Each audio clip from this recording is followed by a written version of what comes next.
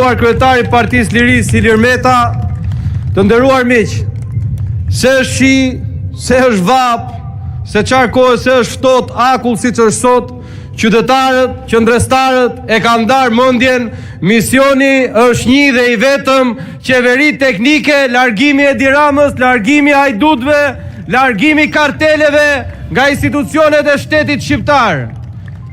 Sot në parlament pam se si Lubi Balluku me arrogancën më të madhe, me një nënqeshje prej kriminele, shikonte jo deputetët e opozitës, por qytetarët shqiptar që e ndiqnin nga shtëpiat e tyre.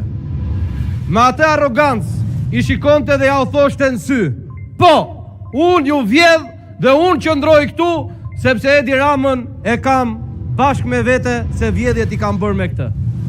Unë qëndroj këtu me 300 apartamente, ndërsa ju sot nuk blini dot një shtëpi. Unë qëndroj këtu, thoshte Lubia, me qindra miliona euro të vjedhura nga xhepat tuaja, popullit më të varfër të Europës, sepse në vjedhjet e mia kam kapur dhe Edi Ramën. Dhe të gjithë, si Qeqo, bashk hajdutët e pushtetit, pseudo deputetët e partisë karteleve, votonin për t'i mbyllur gojën opozitës, për t'i mbyllur gojën qytetarëve shqiptarë. Sepse të nderuar miq, opozita nuk po flet dot për ligje, sepse këtu ka vetëm denoncime. Opozita nuk lejohet flasi për qytetarët, sepse duhet të mbrohet Ergys Agasi. Opozita nuk lejohet që të denoncoj në parlament dhe prandaj mbyllet parlamenti, se pas çdo denoncimi janë kartelet e Edi Ramës, është vetë Edi Rama, të harrojë çdo kush se mundet Lubi Balluku të vjedhë i qoftë edhe 1 cent pa Edi Ramën. Dhe kushdo bashkhajdut i tyre, nga Elisa Spiropali, tek Tauland Balla dhe tek gjithë bashkhajdutët e tjerë, as 1 cent nuk vjedhin dot pa firmën e Edi Ramës. Ndaj ky vend nuk mund shpotoj as 1 sekond, ndaj qytetarë shqiptarë nuk mund shpotojnë për sa kohë në krye të qeverisë është Edi Rama. Pra për çdo qytetar, për çdo shqiptar, nëse duam të shpëtojmë të ardhmen e këtij vendi, fëmijët tanë, vendin ton, qytetarët shqiptar, zgjidhja është një dhe e vetmje: përballje kudo, në çdo rrugicë, në çdo lagje dhe në çdo institucion. Nderuar miq, asnjë vend nuk ka parë skemën kriminale të karteleve që pam tek Akshi.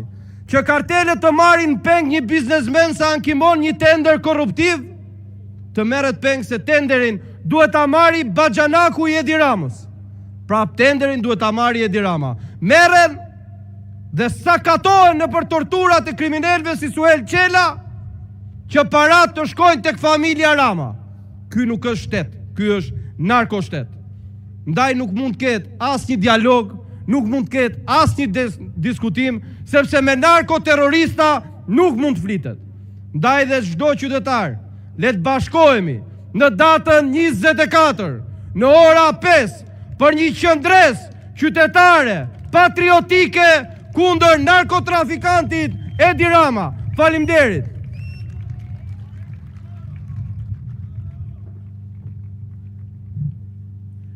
Mirëmbrëma, të nderuar qendrestarë dhe qendrestare, i nderuar kryetari i Partisë Demokratike, profesor doktor Sali Berisha. U deshën në rreshtit e shiut dhe të borës, si dhe temperaturat e ulta të këtyre ditëve të fundit, që të dilte zbuluar para të gjithëve propaganda, dështimi dhe korrupsioni i kësaj qeverisje, veçanërisht në infrastrukturë dhe në transport. Investime në infrastrukturë dhe transport të kësaj qeverisje gjatë këtyre 13 viteve nuk janë vlerësuar asnjëherë si mjet i rëndësishëm për zhvillimin ekonomisë dhe mirëqenien e qytetarëve, por si një skem përfitimi për klientët e qeverisë. Nëpërmjet tenderave dhe prokurimeve korruptive, koncesioneve dhe PPP-ve pagar dhe pa konkurrencë.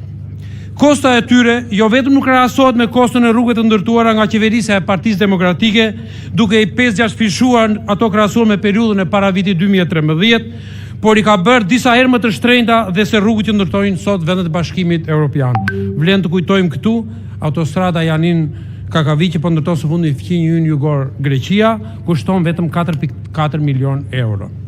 Rasti më flagrant i mos planifikimit të investimit në funksion të zgjidhjes së trafikut është nyja e Bradasheshit dhe Unaza Elbasanit, e cila shkakton çdo ditë e veçanërisht në fundjavë trafik të rënduar deri në bllokime disa orëshe për qytetarët që lëvizin në drejtim të juglindjes së vendit apo dhe për qytetarët e Elbasanit dhe të zonave përreth.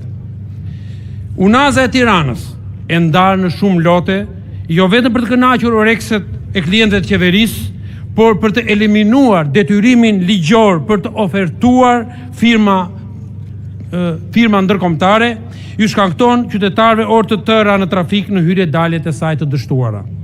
Rruga Qukës Qaploq, ndërtimi së cilës ka zgjatur 13 vitet e kësaj qeverisje, u inaugurua para disa muajsh me këngë dhe me valle dhe jo vetëm është kthyer në makth për udhëtarët, duke u bllokuar rregullisht pas çdo rreshje dhe temperatura të ulta, por së fundmi është bllokuar plotësisht.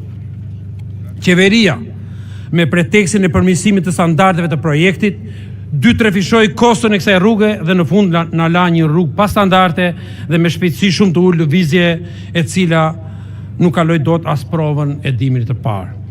Të njëjtë problematika paraqet dhe rruga e Arbrit, PPP-ja së cilës kushtoi nga 260 milion euro të kontraktuara përfundoi në 450 milion euro dhe në rreshtet e para të Dëborës ajo bllokohet përsëri rregullisht dhe sistematikisht. Nuk ka shpëtuar nga bllokimet dhe problemet as rruga e Kombit, të cilin qeveria me pretekstin për të përmirësuar me standarde të larta mirëmbajtjen e saj, ja dhan me koncesion kompanive private dhe rezultati është parasysh të qytetarëve, bllokime dhe aksidente të shumta të automjeteve me ngritsen e parë. Me sa duket me nisën e shirave nuk ka shpëtuar rrjedhës ura as tuneli Llogaras për korrupsionin e të cilës kemi folur gjëre gjatë.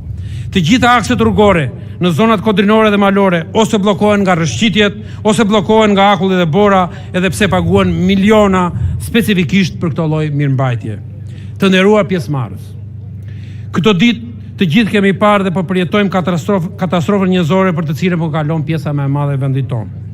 Në Vlorë, për një copë tubi të furnizimit e ujit të dëmtuar, banor të braktisën për 5 ditë me radhë pa elementi kryesor jetik ujin. Për një tub shkarkimi apo një puset të bllokuar, pothuajse në çdo zonë ku kalon një lum apo një prua dhe ku duhet të funksionojë një hidrovor, janë përmbytur sipërfaqe të tëra tokash bujqësore, banesa, biznese dhe rrugë, duke lënë të izoluar dhe në mëshirë të fatit banor të këtyre zonave. Makuturinë e kësaj qeverie që fal portin mijëvjeçar të Dushit për të ndërtuar pallate, hotele, kazino dhe me paratë shqiptarëve zhendos atë në Porto Romano, e pan të gjithë shqiptarët me përmbytjen e ish-kënetës së Durrësit. Përmbytjeve nuk i ka shpëtuar as qytetet kodrinore dhe malore, vetëm për mos funksionimin e disa kanaleve të pritjes së ujrave të sipërme. Si përmbledhjet të këtyre që folëm më sipër. Në ditët e verës, Shqipëria përpihet nga zjarret. Në ditët e pushimeve verore dhe në fundjavë bllokohen rrugët nga trafiku. Në shirat më të parë të vjeshtës përrejnë dhe lumenj dalin nga strati dhe përmbytin gjithçka që u del përpara. Në Dëborën dhe në uljen e parë temperaturave bllokohen pothuajse të gjitha akset në zonat kodrinore dhe malore. Korrupsioni dhe vetëm korrupsioni ju ka errur syt dhe mendjen pushtetarëve, të cilët duhet të kujdeseshin për ndërtimin dhe mirëmbajtjen e rrugëve, kanaleve kullues, kanaleve pritës, hidrovoreve, rrjeti shkarkimit të ujrave të bardha dhe të zeza, digave, ujmbledhësve e tjerë. Këtë qeveri të pa zonjë, të pa aftë, të pa denjë, të korruptuar dhe me arrogancë deri në palç nuk mundet dhe nuk duhet ta mbajnë mbemi supe ky popull. Mjaft është mjaft. Mos harrojmë 24-ën, të gjithë në shesh kundra kësaj qeverie. Ju faleminderit.